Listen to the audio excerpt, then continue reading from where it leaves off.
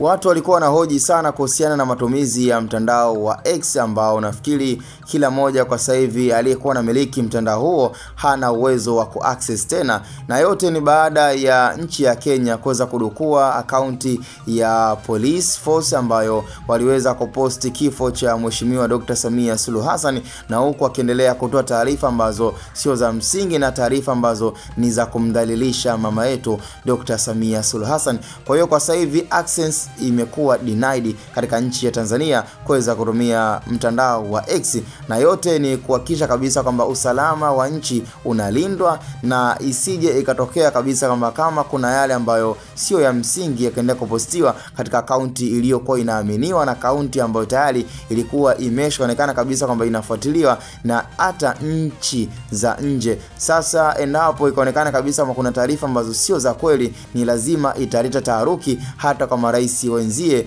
Dr. Samia Suluhu Hassan, ambapo ni lazima watamuoji shida ni nini, kwa sababu kitendo tu cha kuposti Dr. Samia Suluhu Hassan ameweza kufariki dunia na wakitangaza pia kwa taarifa hiyo ikiwa ni exclusive, manake ilikuwa imeshaleta taharuki kwa viongozi wengine, ambapo ni sana hata viongozi wa karibu wa nchi ya Kongo na nchi za Uganda wakianza kutahamaki kwamba je, ni kweli kuna msiba ama hakuna msiba. Kwa hiyo ni swala ambalo ilionekana kabisa kwamba linaweza likaleta madhara, kwa ndio maana access imekuwa denied katika nchi ya Tanzania kwa wale wote walikuwa wanatumia mtandao wa X ama mtandao waliokuwa wanaamini kabisa kama wenda ukawasaidia katika harakati za kutafuta habari na taarifa ambazo ziko exclusive. Na yote imeonekana kabisa kwamba sasa hivi Kenya na Tanzania hawa mimi nawaita paka na panya, yani kwa hatua ambayo imeweza kufikia ni dhahiri kabisa kwamba mpaka tusikie labda pengine Dr. Samia Suluhu Hassan na Rais William Ruto wamekutana na kuzungumza ili jambo na kuwatuliza wananchi wao. Bila ya kufanya hivi sidhani kama